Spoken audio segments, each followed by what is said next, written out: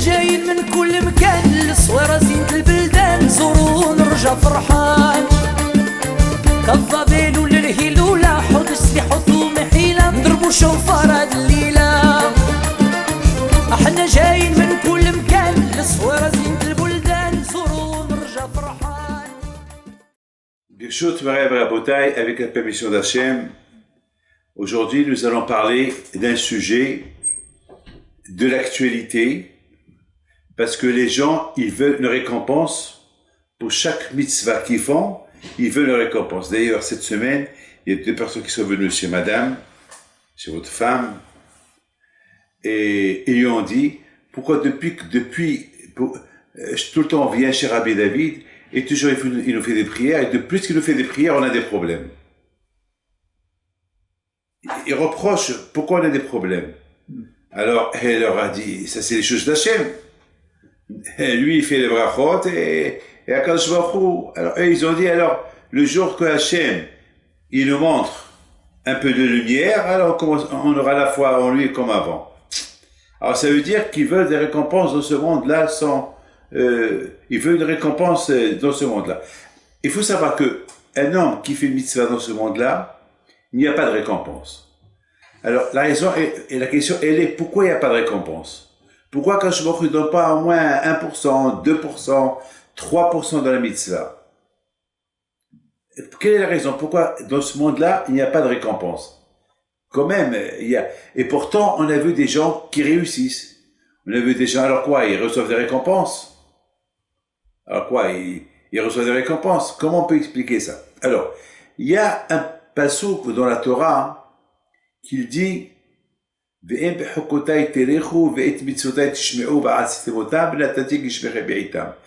un passage qui dit que si tu respectes ton mitzvot, je te donne récompense.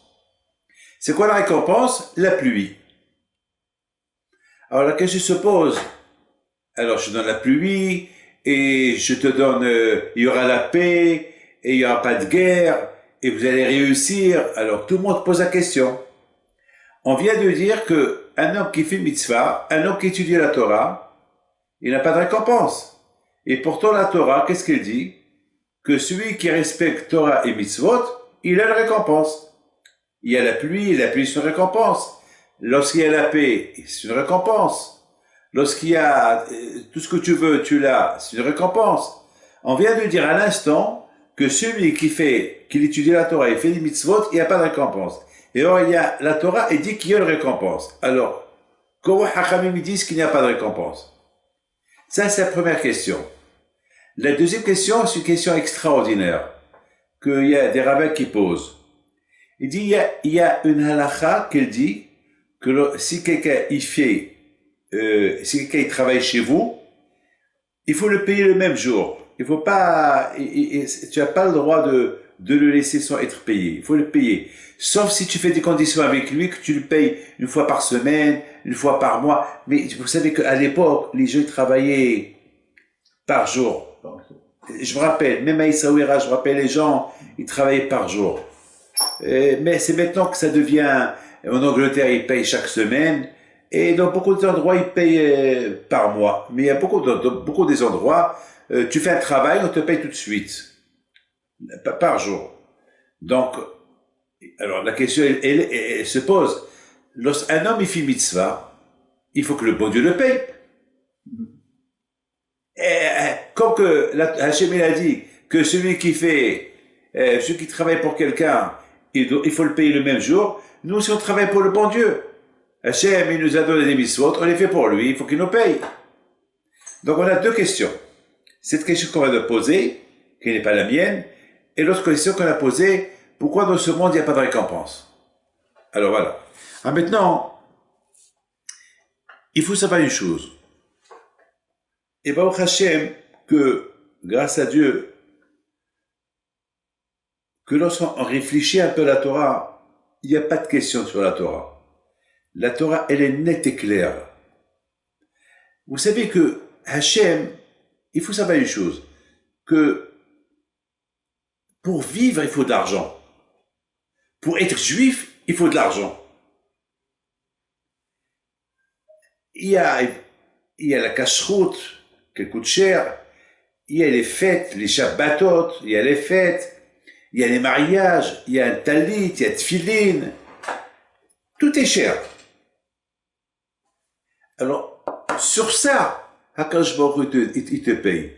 Il te dit, si par exemple, tu respectes Torah et Mitzvot, et Hachem voit que tu fais Torah et Mitzvot, alors Akadosh Baruch Hu va te donner la parnassa pour pouvoir les faire. Ça fait pas partie ça fait pas partie de la récompense de la mitzvah que tu as fait. C'est comme par exemple les frais généraux. Vous comprenez par exemple quelqu'un qui travaille, et, vous savez, il peut déduire de ses taxes les frais généraux. Parce que les frais généraux, ça fait partie du travail. Par exemple, si je gagne 1 million et mes frais généraux c'est 100 000 francs, alors les taxes que je vais payer, et ça va être en déduction des 100 000 francs. Parce que les frais généraux, je vais pas payer la taxe sur les frais généraux. Non. Parce que pour gagner ce que j'ai gagné, que je vais donner aux taxes, ça fait partie de tout. Donc, Hachem, il est très compréhensible. Hachem, il sait que si je veux faire des mitzvot, si je veux être un bon juif, il faut la parnassa. Si la parnassa, avec quoi je vais faire? Avec quoi je vais faire ces mitzvot-là? Alors, sur ça, Hachem, il dit, si Hachem, il voit que Béhémet, que vraiment, tu étudies la Torah, et tu veux faire des mitzvot, alors qu'Hachem, il te donne la pluie, il te donne le shalom, il te donne de l'argent pour payer tes frais. Pour être un bon juif, sinon, avec quoi tu vas vivre? Akadosh Baruch Hu, il est compréhensible, première chose.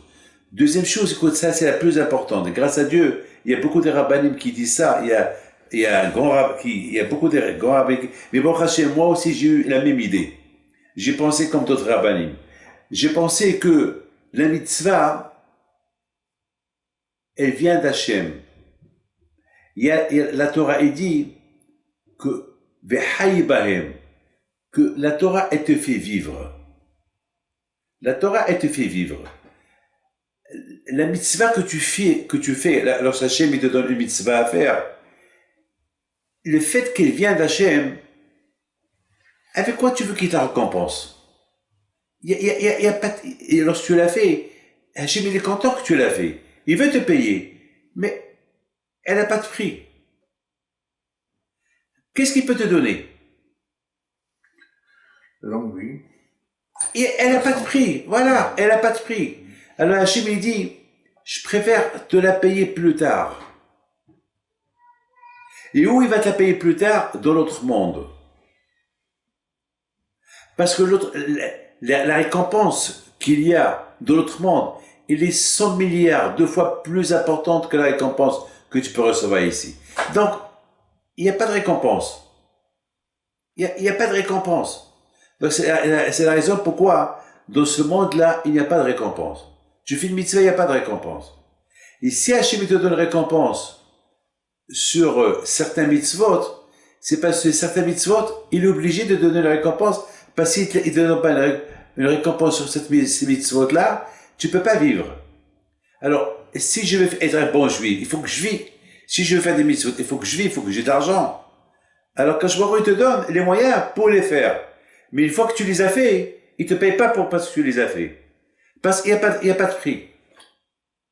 Par exemple, vous savez, il y a des objets de Rabbi Haim Pinto. Pour moi, ils n'ont pas de prix. Il y a quelqu'un qui voulait me donner pour la canne de Rabbi Haim Pinto un chiffre énorme, un prix énorme. Et j'ai dit, je peux pas. À la rigueur, je te la prête, ou je te la donne, mais je peux pas te la vendre. Parce qu'elle n'a pas de prix. C'est un grand tzaddik qui l'a tenu. Alors, si la canne de Rabbi Pinto, elle n'a pas de prix, alors une mitzvah, elle a un prix. Non, elle n'a pas de prix, une mitzvah. Et c'est la raison pourquoi, dans ce monde-là, il n'y a pas de récompense. Il y a uniquement une facilité que Hachem te donne de l'argent pour pouvoir faire des mitzvot. Mais pas te récompenser pour la mitzvah que tu as fait.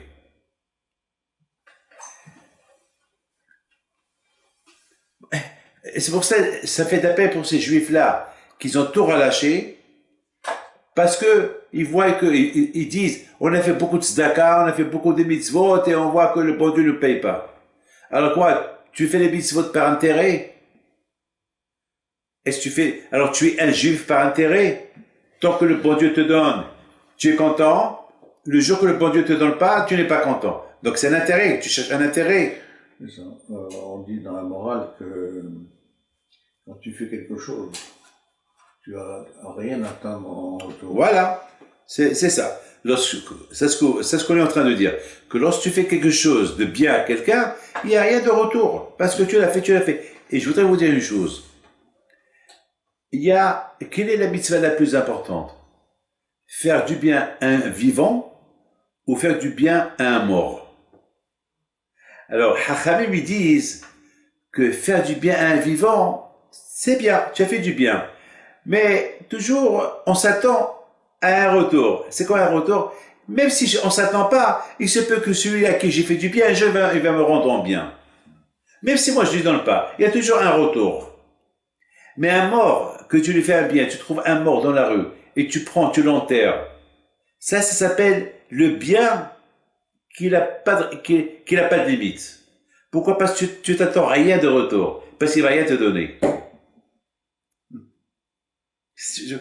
Et aussi, Shlomo HaMelech, il dit que c'est quoi la plus grande mitzvah du Hesed? Est-ce que lorsque tu vas à un mariage, ou lorsque tu vas à une bar mitzvah, ou lorsque tu vas à une brit mila, ou lorsque tu vas présenter des condoléances à un mort? Alors c'est quoi la mitzvah la plus grande? Il dit Shlomo HaMelech, la mitzvah la plus grande, c'est d'aller présenter des condoléances à celui qui a perdu ses parents, ou celui qui a perdu ses proches. Pourquoi?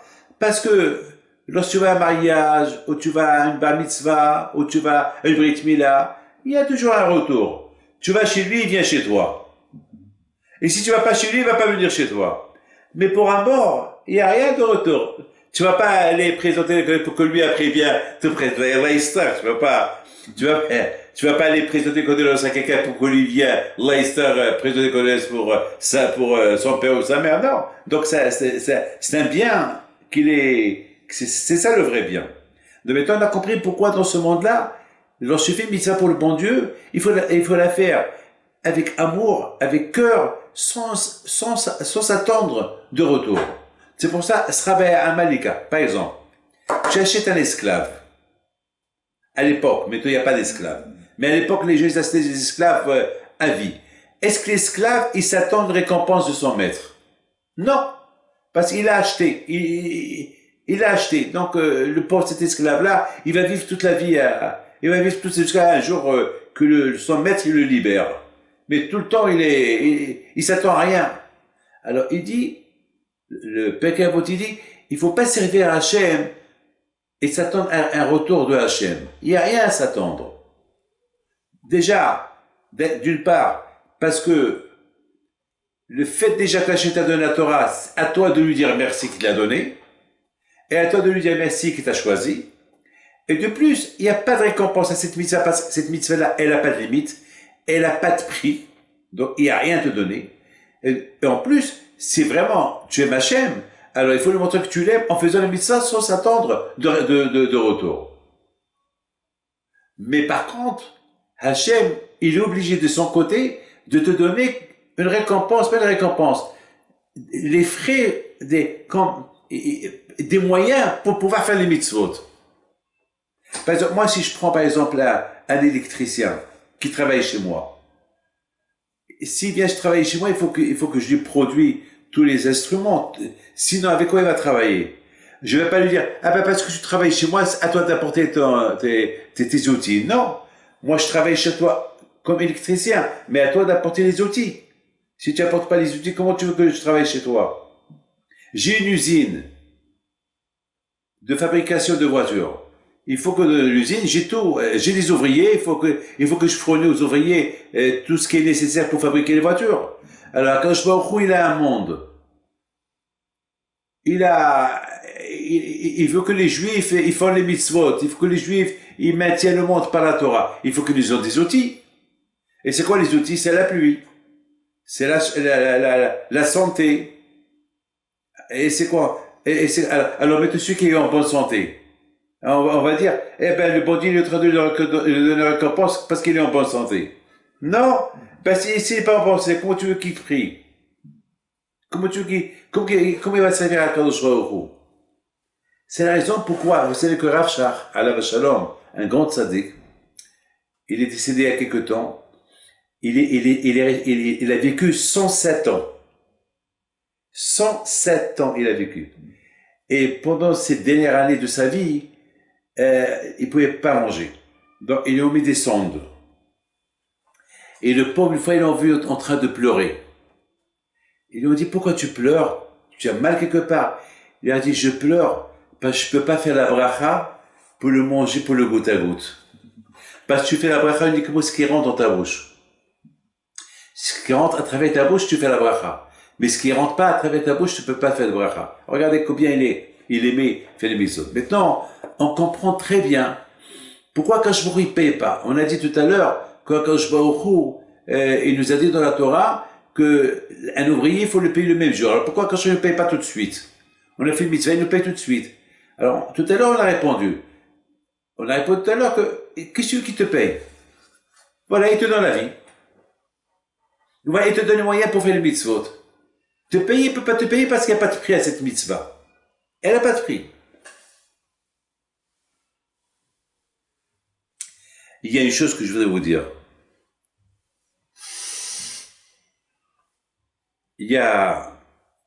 Ici j'ai écrit quelque chose d'extraordinaire. On dit que un homme, lorsqu'il fait une mitzvah, il doit la faire l'ishma. C'est quoi l'ishma? L'ishma, ça veut dire je fais ça pour Hachem. Parce que lorsque je fais Shabbat, je fais pas Shabbat pour mon plaisir. Ah ben, je vais un week-end. Ben, je vais me reposer. Toute la semaine, je travaille, ben, je me repose. Ben, voilà, j'ai 2 jours de repos. Et samedi et dimanche. Alors, ça veut dire que tu fais Shabbat. D'un côté, tu fais Shabbat. Mais de l'autre côté, tu te reposes. Est-ce que tu as le droit ou pas? Alors, une chose, par exemple, tu manges le kasher. Tu dis, ah ben, je mange le kasher. Ben, de toute façon, il paraît que le kasher, il est hygiène. Alors, c'est pour ça que je le mange. Alors, d'un côté, tu manges le kasher, mais tu as raison, tu dis parce que c'est hygiène. Par exemple, tu trompes pas, un homme, il trompe pas sa femme. Ah ben, il dit, ben, je trompe pas ma femme, parce que c'est logique. J'aime ma femme. Je vole pas. Ben, c'est logique. Pourquoi tu veux que je vole à quelqu'un que, c'est pas, tu parles de la logique. Je tue pas. Pourquoi je tue pas? Ben, c'est pas normal. De même façon que je veux pas qu'on me tue, je veux pas tuer. Donc, tu rends la Torah logique. Alors, ça veut dire que tu fais des mitzvot d'un côté, mais c'est pas pour Hachem. C'est-à-dire que même que ne pas tuer, c'est logique. Ne pas tromper la femme, c'est logique. Ne pas voler, c'est logique. Ne pas voir des choses interdites, c'est logique.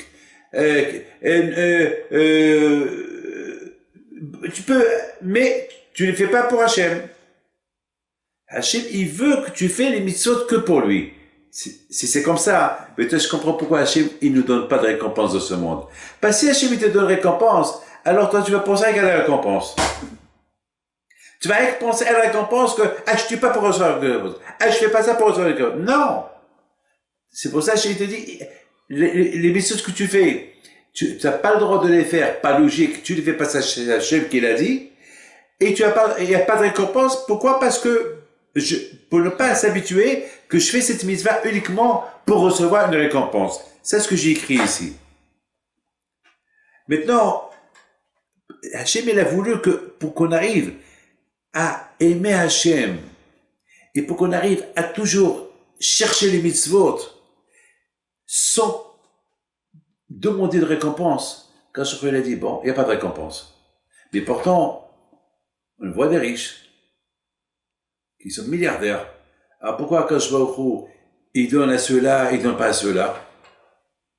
Il y a beaucoup de fois on dit, Racha avec Tovlo, Tzadik Vera, beaucoup de fois on voit les Rachaim, ils réussissent.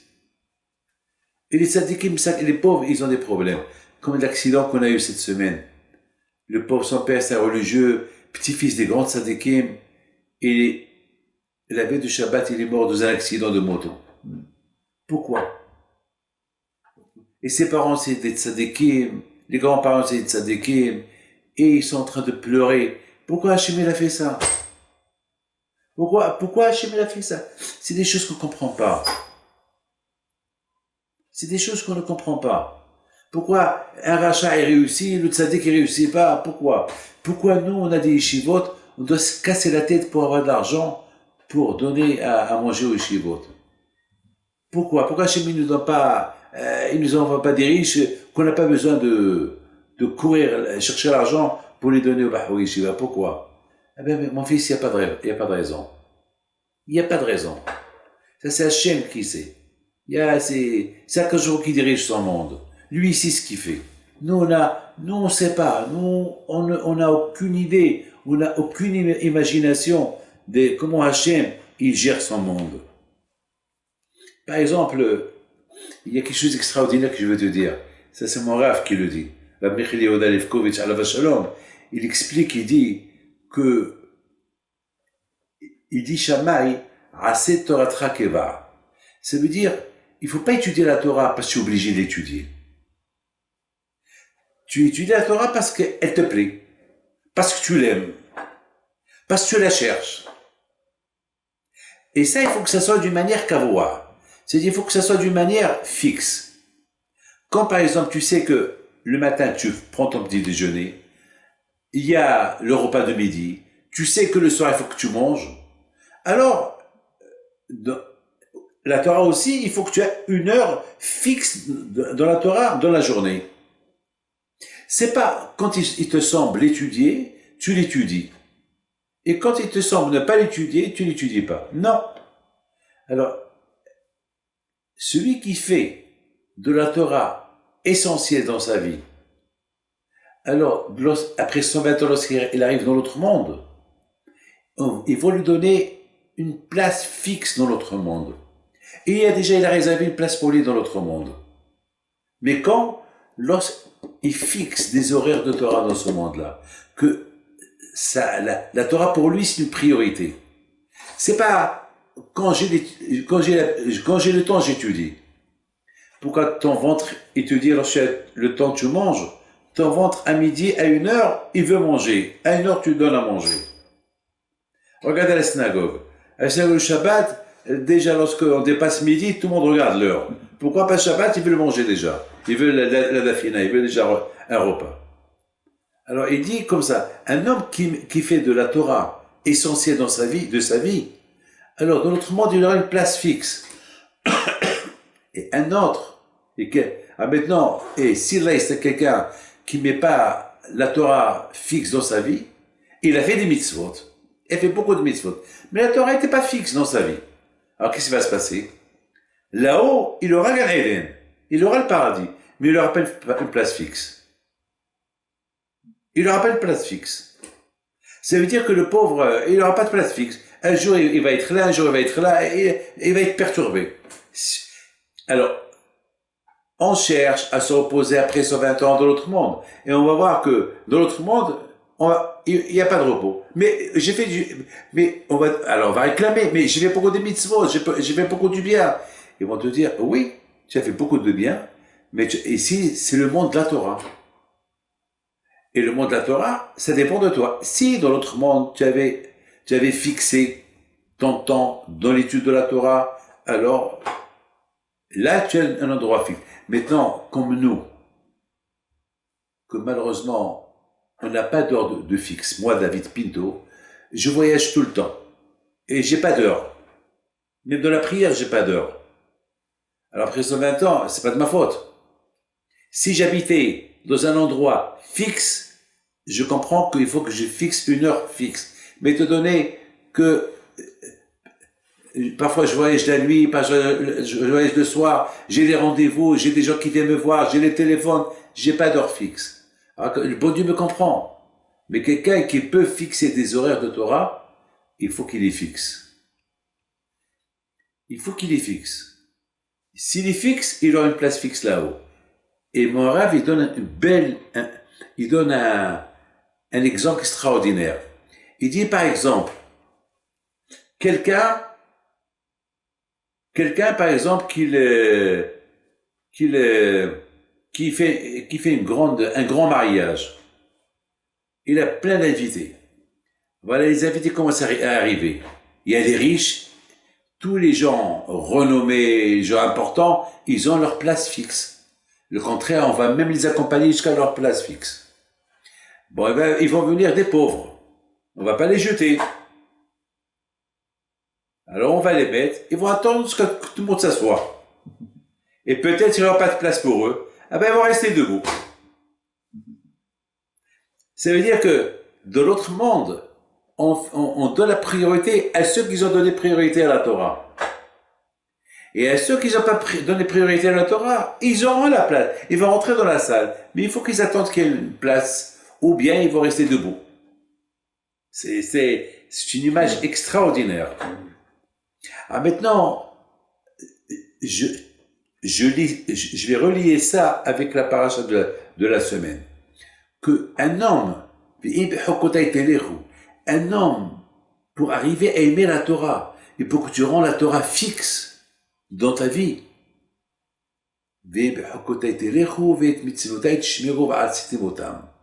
lorsqu'un homme, Rabotai, il aime Hakadosh Baruch Hu, il aime les mitzvot à travers la Torah, parce qu'on ne peut pas aimer les mitzvot si on n'étudie pas la Torah.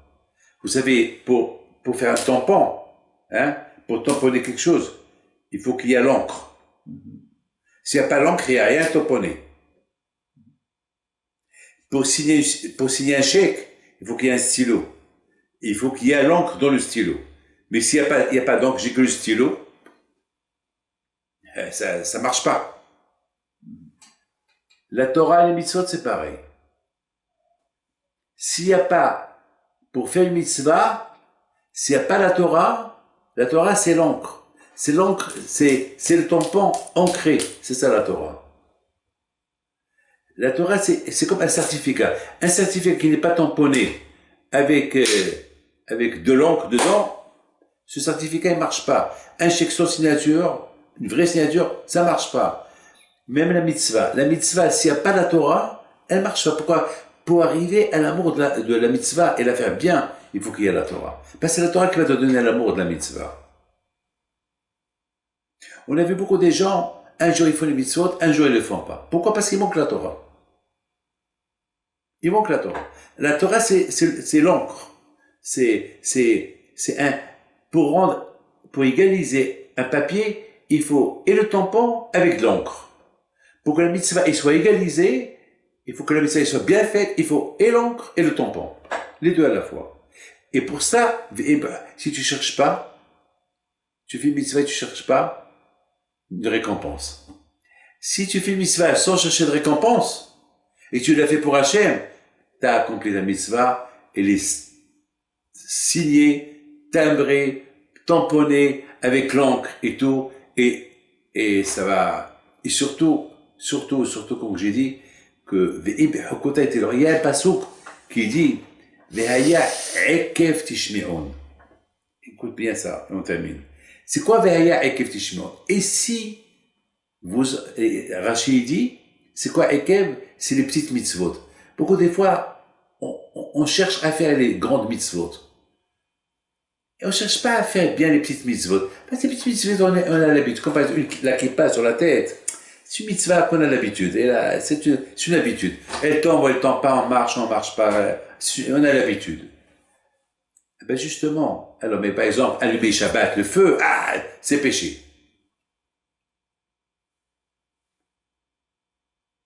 La Torah te dit, si tu veux bien faire tout le temps les grandes mitzvot, il faut toujours faire les petites mitzvot et fais-les bien.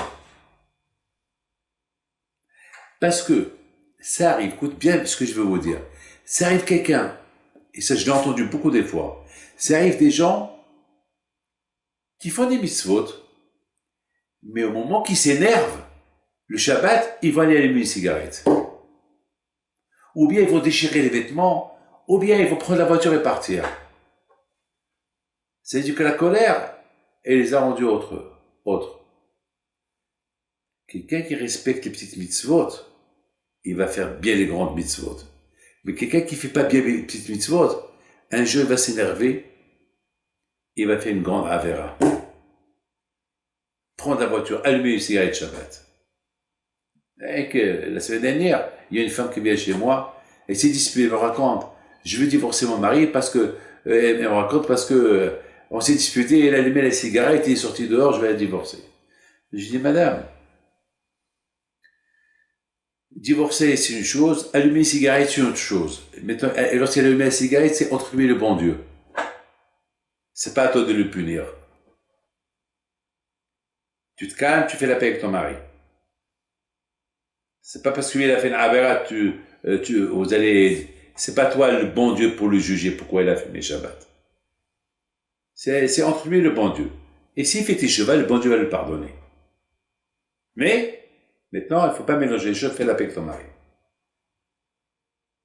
Parce que si tu divorces ton mari, eh ben, c'est la plus grande avera qu'il y a, sauf s'il y a une raison pour divorcer. Mais comme ça, divorcer par une cigarette, non, on ne divorce pas. Et il se peut, il faut le donner, il faut l'avertir pour qu'il fasse ses chevaux. Mes amis, je pense que maintenant, on a compris maintenant, il y a une belle histoire que je vais vous raconter, une très belle histoire que j'ai écoutée cette semaine à la synagogue. Il y a un rabbin qui s'appelle le rabbin Loski, ici il m'a raconté une chose de beau. Il m'a raconté qu'une fois, c'est son père qui le raconte, que lui, il n'avait pas des enfants. Et il priait, il allume, il se trouvait à l'écoute. Son père et sa mère, ils prient à Hachem par le mérite de leur béhipito quand je vous leur donne un enfant. Il me raconte que, c'est lui qui me raconte, hein, il me raconte que sa mère, elle rêve Rabbi Haïm Pinto, qui lui dit, tu es enceinte et tu vas avoir un garçon, il s'appelle Haïm, et tu l'appelleras Haïm.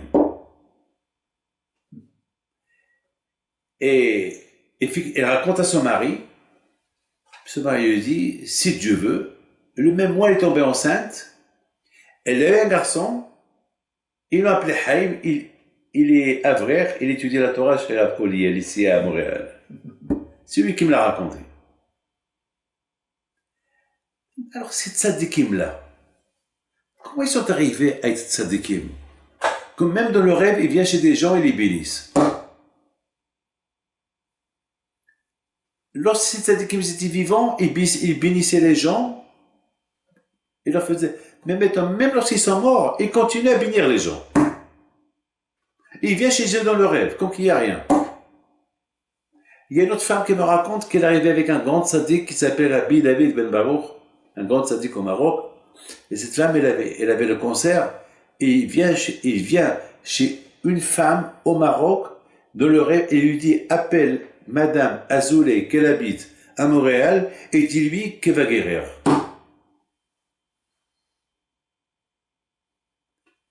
C'est de la folie, ça. Et cette femme-là, elle se réveille, elle appelle Madame Azoulay de Montréal, et lui dit, j'ai rêvé, Rabbi David Baruch qui me dit de te dire que tu vas guérir de ta maladie. Et cette même femme, je l'ai rencontrée. Elle me dit, Rabbi David, je suis malade. Et son mari me dit, Rabbi David, elle a la grave maladie, elle va faire une opération.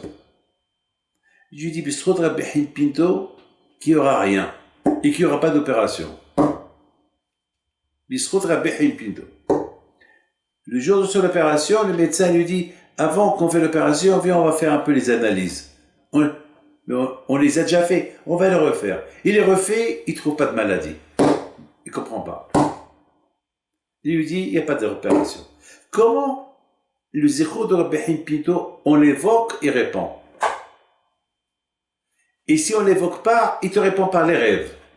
Et les tzadikim, comment? Ben ces tzadikim-là, lorsqu'ils ont servi Hachem dans leur vie, ils ont servi Hachem avec sans condition, pas pour recevoir des récompenses. Ils ont fait les mitzvot avec joie. Ils ont fait des mitzvot avec amour.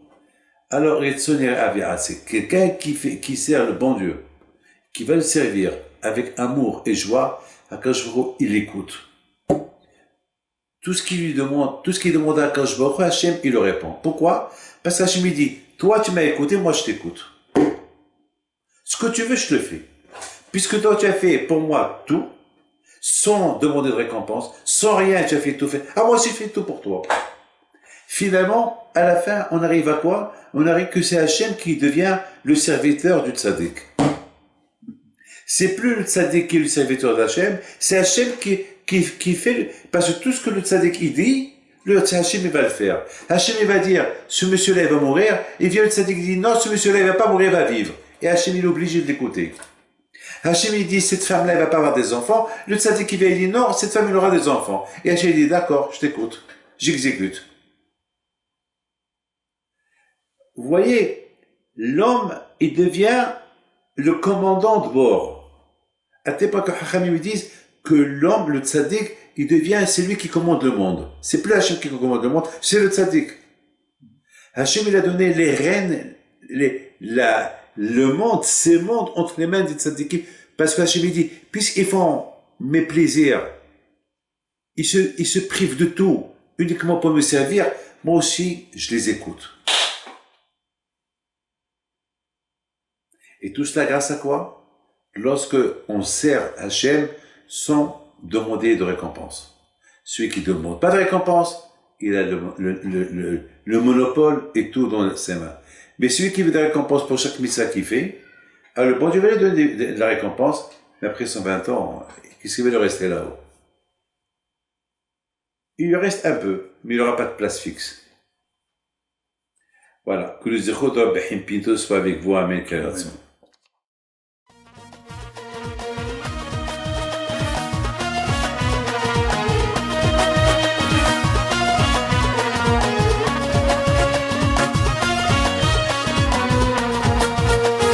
نوضو يا ناس صغار